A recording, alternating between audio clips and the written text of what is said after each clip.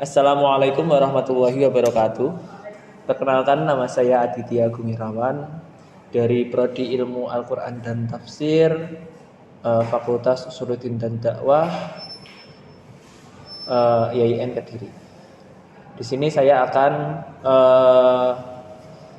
mereview buku yang dikarang oleh Abdullah Said. Buku yang ditulis oleh Abdullah Said ini versi aslinya adalah berupa bahasa Inggris, The Quran and Introduction, yang pertama kali diterbitkan pada April 2008 di Routledge, Britania Jaya. Sedangkan dalam versi terjemahannya, Dr. Peel, Zahiron Syamsuddin dan Sulhah MPD pertama kali diterbitkan di Yogyakarta oleh Baitul Hikmah Press pada November 2016 dengan ketebalan mencapai 363 halaman. Buku ini merupakan salah satu karya tulis yang di dalamnya membahas beragam tema tentang studi Al-Quran. Kajiannya banyak mengulas beberapa aspek tentang Al-Quran, dimulai dari sisi kesejarahannya, konteks histori pada saat pertama kali diwahyukan, dan diakhiri dengan persoalan penafsiran Al-Quran pada era modern atau kontemporer. Sebagai buku yang bertajuk pengenalan atau pengantar, sajiannya cukup padat dan ringkas dan berisi, namun uraiannya sudah cukup jelas dalam memberikan gambaran untuk mengantarkan para yang ingin mendalami penafsiran Al-Quran. Sementara bahasa yang digunakan tidak terlalu bertele-tele di luar konteks pembahasan, dan ungkapan-ungkapannya yang lugas semakin mempermudah pembaca untuk memahaminya. Buku ini memuat 12 bab besar terkait beragam aspek Al-Quran. Dari sekian banyak bab, dapat disimpulkan ada dalam buku terjemahan Zahiron Syamsuddin ini argumen-argumen yang disuguhkan oleh Abdullah Said tidak sedikit yang berusaha ia dukung dengan beberapa cuplikan ayat Al-Quran maupun hadis. Hanya saja kejanggalan yang ada sejauh mata ini membacanya, tidak satupun ayat maupun matan hadis yang dicantumkan sebagaimana redaksi aslinya. Semua hanya dicantumkan dalam bentuk versi terjemahan yang kemudian pada footnote disertakan sumber surat maupun kitab hadis yang diambilnya. Hal ini sebenarnya bisa dianggap sepele atau sudah umum ya, sebab banyak buku kajian lain di luar sana yang memaparkan ayat Al-Quran hanya sebatas terjemahannya saja. Namun hal ini tentunya akan berbeda ketika melekat pada suatu karya yang dominan kajiannya adalah berupa studi Al-Quran.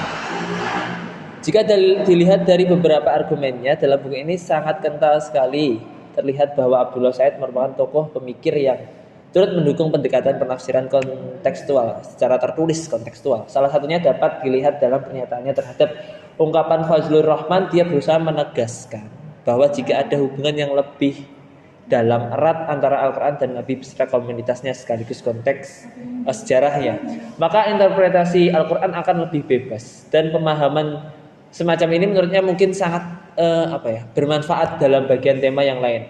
Abdullah Said menyebutkan bahwa memahami aspek-aspek utama dari konteks pewahyuan dapat mempermudah untuk membuat sebuah relasi hubungan atau antara teks Al-Quran dengan lingkungan teks tersebut muncul. Dalam sebuah referensi lain yang masih sejalan dengan Said, disebutkan bahwa memang dengan menambahkan kemungkinan kontekstual atau secara tertulis pada penafsiran cenderung dapat menumbuhkan kesadaran akan kekinian dan segala logika serta kondisi yang berkembang di dalamnya.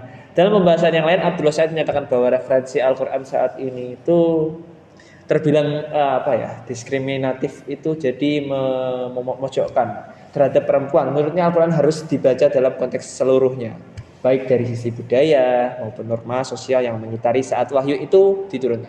Apa yang berusaha ditampilkan oleh Abdullah Said dapat dikatakan tidak lain karena adanya semangat dasar ingin membuktikan bahwa jargon Al-Quran solihu likulli zaman wal makan itu benar adanya.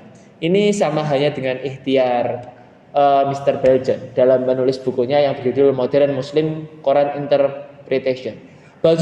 Mr. Belgian menuturkan bahwa buku ini ditulis di atas rencana atau keinginan dasarnya untuk menyesuaikan antara teks dengan tuntutan zaman yang berbeda jauh dengan masa kenabian. Semakin besar intensitas kontaknya dengan peradaban asing melalui campur tangan dominasi muslim yang kian cepat merambah, maka ia menganggap semakin perlunya interpretasi ulang terhadap Al-Quran. Dalam ulasan yang lain terdapat sebuah pemaparan disampaikan Abdullah Said yang menyatakan sisi kekosongan dari salah satu cabang ulum Al-Quran, yaitu terkait dengan riwayat asbabun nuzul. Riwayat ini dimaksudkan untuk menjelaskan isi langsung dari ayat-ayat tertentu. Namun menurutnya ternyata kemampuan itu sangat terbatas, bahkan belum cukup untuk menjelaskan isi sejarah pewahyuan. Karena menurutnya banyak riwayat yang saling bertolak belakang dan merupakan hasil dari sang praduga secara sejarah, sehingga sulit disatukan dalam bayangan yang lebih jelas. Pernyataan di atas tampaknya bisa lebih diperjelas lagi, spesifikan lagi terkait dengan riwayat yang sangkaan atau praduga sejarah yang dimaksudkan oleh Abdullah Said. Sebab berdasarkan penelitian mutakhir saat ini terkait dengan ilmu asbabun nuzul sekarang tidak hanya mencakup atau terbatas pada riwayat baik dari Al-Quran maupun hadis, namun terdapat cakupan yang lebih luas lagi di luar itu, yaitu berkaitan dengan hasil bacaan mufassir terkait sejarah, tradisi, perkembangan situs politik dan juga kebiasaan yang dilakukan oleh bangsa Arab pada saat itu.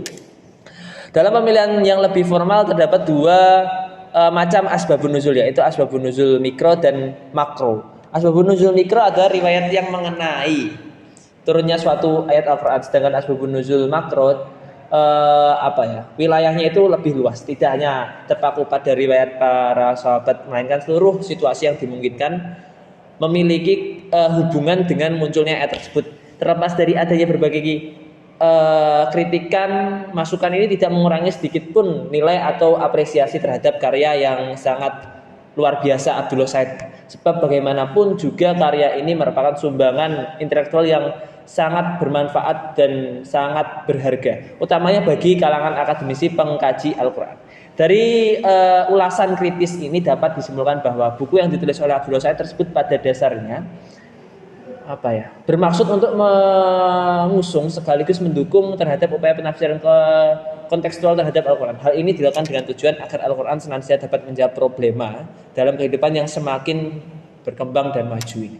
Penyajian argumen dalam buku ini begitu sistematis dalam memakai pijakan dasar berupa konteks sosiohistorisnya, hingga kemudian merambah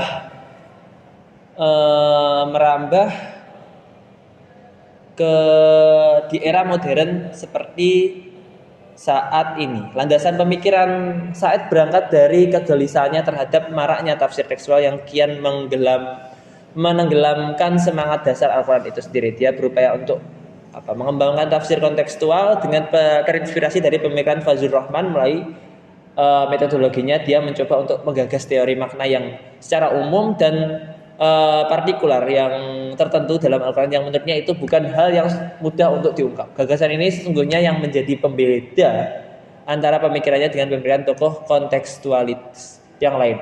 Namun terlepas dari adanya sisi yang kurang terpenuhi dalam buku ini, apa yang telah disumbangkan oleh Abdullah Said merupakan langkah yang jelas, yang tertentu yang dia tempuh sebagai bukti keseriusan dalam mencintai Al-Quran. Oke, terima kasih atas waktunya. Saya mohon maaf sebesar-besarnya apabila ada kesalahan dalam tutur kata maupun tingkah laku yang kurang berkenan pada hati pemirsa. Cukup sekian. Wassalamualaikum warahmatullahi wabarakatuh.